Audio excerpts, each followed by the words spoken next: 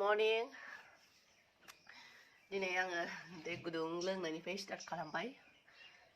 माने दै गुदुं लोंबासो सान्थि मोनो आरोना लोंदावबाय थाबाय नालाय ओमफ्राय दा माबा मोनसे जेनेबा लोंनांगौ मोनबाय थायो फुङावहाय एसेबाबो दै गुदुं लोंबासो सान्थि मोनो. ओमफ्राय दा गुजुनायाबो आंना एसे लानजाय दंबावो आरोना गुजुनाय ओमफ्राय लोमजानाय बांद्राय जेनेबा गुजुनाय दाख्लि बायदि बिखा सालायनाया गैथ'ला.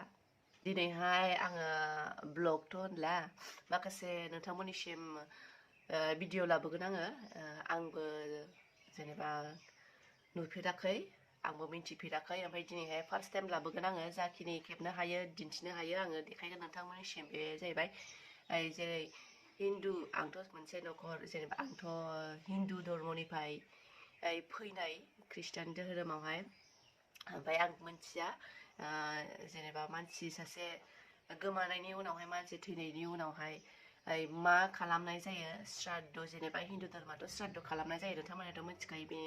ओमफ्राय खृष्टियान धोरोमावहाय श्राद्ध बिदि गैया आरोना प्रार्थना खालामबानो गिर्जा लाबानो बिदि खालामनानै फोजोबनाय जायोनो. ओमफ्राय आं मोनथियाबानो आं सोंनायमोन आरोना मानसि गोमानायनि उनावहाय श्राद्धफोर खुङा नामा होननानै न'आवहाय ओमफ्राय ओरैनोथ' माया होनबाय बिदिथ' खुंनाय जाया जेनेबा न'खरनि मानसिफ्रा माला गिर्जा लायो ओमफ्राय बेयावनो नोंनि गोसो मा जेनेबा मानसिफोरनोहाय ओंखामबो जाहोनो हायो जाहोबो जानो हायो माबा मोनसे फिसा जेनेबा बेफोरबायदि आरो नोंनि गोसो न'खरनि जेनेबा न'खरनि गोसो खालामनायनि सायावसो.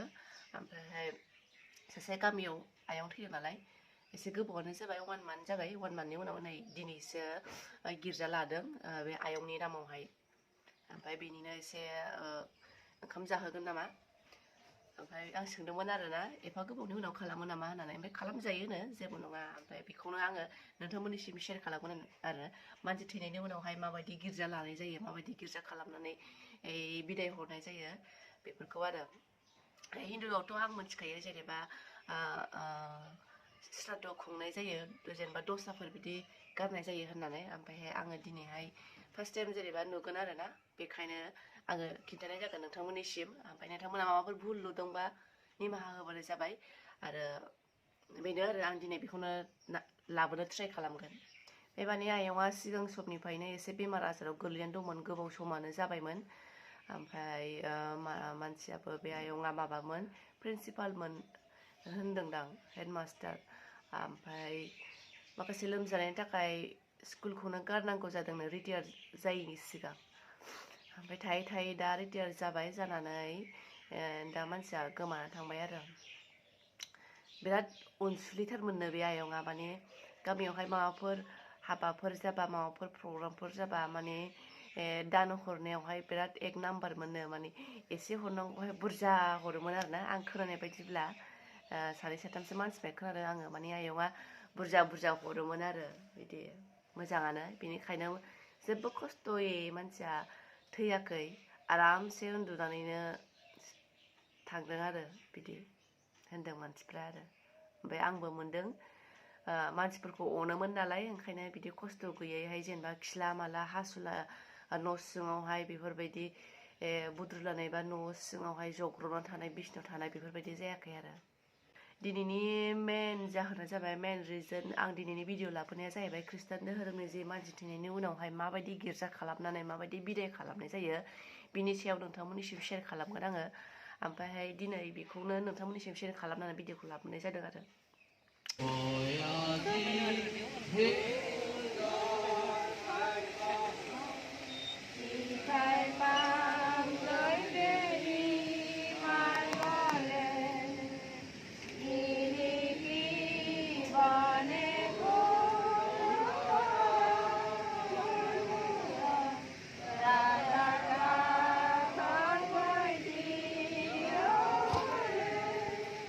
जोंना गिर्जाया स्टार्ट जागायजेनबायानो गिबियावनो दोंसे मेथाइ रोजाबलांबाय.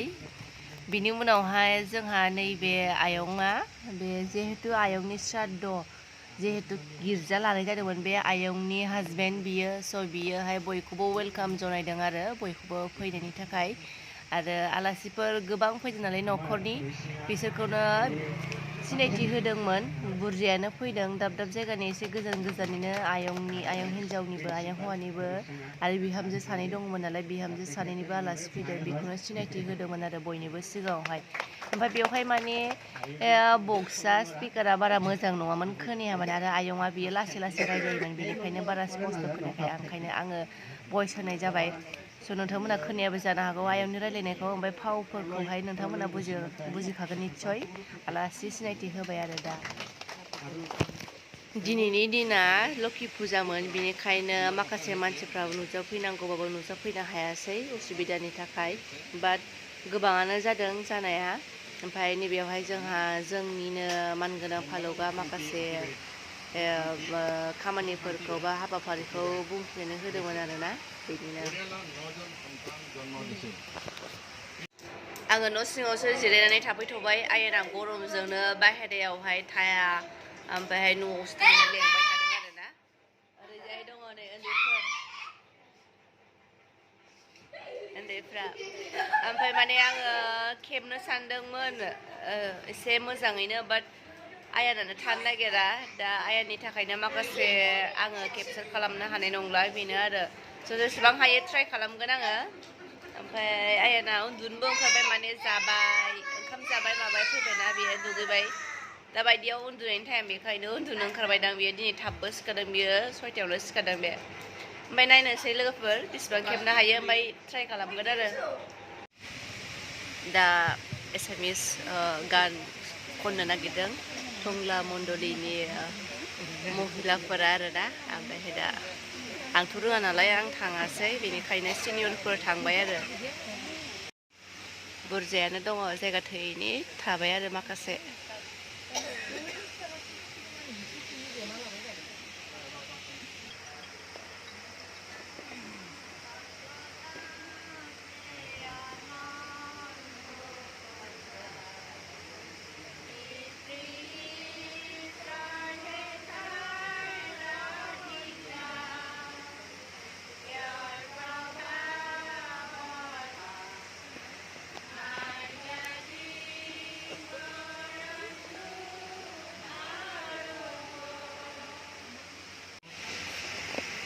কাপুরপুরা এলপি স্কুলৰ পৰা প্ৰাইমেৰী স্কুলটো পাছ কৰিলোঁ আৰু 1965 চনত ওদালগুৰি হাইস্কুলত গৈ সেই সময়ত ক্লাছ 4 এডমিশ্যন ল'লোঁ আৰু সেই সময়ত মই লগ পালোঁ আমাৰ বন্ধু ঈশান মছাহাৰী অনুগ্ৰহ কৰি অলপ থিয় হ'ব ঈশান মছাহাৰী আমি একেলগে ক্লাছ 4ত পঢ়িলোঁ ধন্যবাদ আৰু সেই সময়ত ৰিবেকা বাইদেউ ক্লাছ 5ত আছিল ৰিবেকা বাইদেউ ক্লাছ 5ত পঢ়ি আছিলে মোৰ বন্ধু ঈশান মছাহাৰীক বাই হোৱাৰ কাৰণে মই লগ পালোঁ আৰু ৰিবেকা বাইদেউ মোৰ নিজৰ বাইদেউ তেনেকুৱা হৈ গ'ল তাৰ পাছত 1965 চনৰ যিটো ক্লাছ 4ৰ পৰীক্ষা সেই পৰীক্ষাটো আমি দিলোঁ অধ্যায় 13 পদ ইয়াত এনেকৈ লিখা আছে পাছে এই আকাশী বাণী শুনিলোঁ লিখা এতিয়াৰে পৰা যিবিলাকে প্ৰভুত মৰে সেই মৃতবিলাক ধন্য হয় আত্মাই কৈছে তেওঁবিলাকে নিজ নিজ পৰিশ্ৰমৰ পৰা জিৰণি পাব ঈশ্বৰৰ বাক্যই প্ৰকাশিত বাক্য 14 অধ্যায় 13 পদত কৈছে যিবিলাকে প্ৰভু যীশু খ্ৰীষ্টত বিশ্বাস কৰি মৰিব তেওঁলোকৰ কাৰণে মৃত্যু শেষ নহয় তেওঁলোকৰ কাৰণে মৃত্যু এটা জিৰণি হয় তেওঁ শান্তি গৃহত প্ৰৱেশ কৰে যথাৰ্থ পথত চলা প্ৰতিজনে নিজ নিজ শয্যাত বিশ্ৰাম কৰে যিবিলাকে প্ৰভু যীশু খ্ৰীষ্টত বিশ্বাস কৰি মৰিব তেওঁ বোলে শান্তি গৃহত প্ৰৱেশ কৰে যথাৰ্থ পথত চলা প্ৰতিজনে নিজ নিজ শয্যাত বিশ্ৰাম কৰে ঈশ্বৰৰ বাক্যই আমাৰ কাৰণে সুন্দৰ এটা আশ্বাস দি থৈছে যিসকলে প্ৰভু যীশু খ্ৰীষ্টত বিশ্বাস কৰিব তেওঁবিলাকৰ মৃত্যু এটি জিৰণি হয় আৰু তেওঁবিলাকে শান্তি গৃহত প্ৰৱেশ কৰিব আৰু নিজৰ আচল বিচনা সেইদিনা তেওঁবিলাকে পাব আমি পৃথিৱীত জীয়াই থকা সময়ত আমি যিমান ডাঙৰ ডাঙৰ ঘৰ বনালেও আমি ইয়াত সদায় থাকিব নোৱাৰোঁ। এদিন আমি এই পৃথিৱীত এৰি যাব লাগিব। কিন্তু আমি যেতিয়া প্ৰভু যীশু খ্ৰীষ্টক বিশ্বাস কৰি মৰিম, আমাৰ কাৰণে প্ৰভু যীশু খ্ৰীষ্টই যি শান্তি গৃহ সাজি থৈছে আৰু যিটো বিচনা আমাৰ কাৰণে বনাই থৈছে, আমি সেই বিচনাত আমি জিৰণি ল'বলৈ পাম। ঈশ্বৰৰ বাক্যই আমাক এইটোকে স্পষ্টকৈ কৈছে। প্ৰভু যীশু খ্ৰীষ্টই এই পৃথিৱীত থকা কালত এজন নিজৰ সোঁফালে বা বাওঁফালে থকা চোৰ এজনক, ডকাইত এজনক বা ৰাজদ্ৰোহী এজনক এনেকৈ কৈছিলে,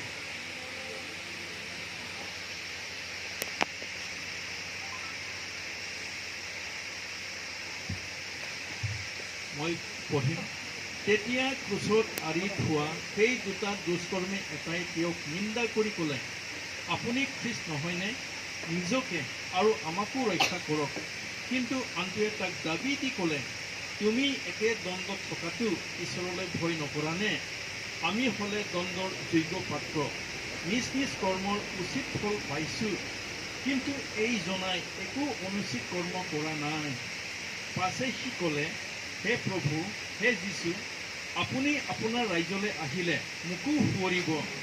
যীশুৱে তেওঁক ক'লে, মই তোমাক স্বৰূপকৈ কওঁ, তুমি আজিয়েই পৰম দেশত মোৰ সংগী হ'বা। আমি যিটো দুটা শাস্ত্ৰপাঠ পঢ়িলোঁ, সেই ঠাইৰ কথা প্ৰভু যীশু খ্ৰীষ্টই সেই চোৰক কৈছিলে। সেই চোৰজনে জীৱন সলনি কৰিলে। প্ৰভু যীশু খ্ৰীষ্টত যে পৰিত্ৰাণ আছে এই কথা তেওঁক বিশ্বাস কৰিলে। সেইকাৰণে যীশুৱে ক'লে, তুমি আজিয়েই পৰম দেশত মোৰ সংগী হ'বা।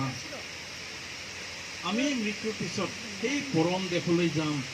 ঈশ্বৰৰ বাক্যই আমাক এনেকৈয়ে স্পষ্টকৈ কৈছে, মৃত্যুৰ পিছত আমি চিধাকৈ কোনেও স্বৰ্গলৈ নাযাম, কিন্তু পৰম দেশত আমি জিৰণি ল'বলৈ পাম। जों बेयावसो मोनना ओंखायनो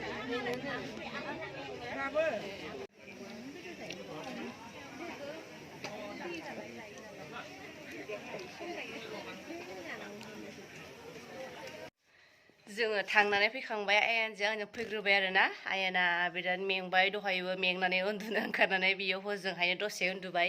बाट बांद्राय दावराव दावसियाव बे बारा गोबाव उन्दुनो हाया आरो मालायनि बिसिना ना सेन्देला खुन्दुं जादों। ओमफ्रायहाय बेनिखायनो दसेल' उन्दुनानै थेवबो स्रां मोनबाय आरोना बे उन्दुनो ओंखारथारनायावहाय आखायावनो दसे उन्दुबाय आरो।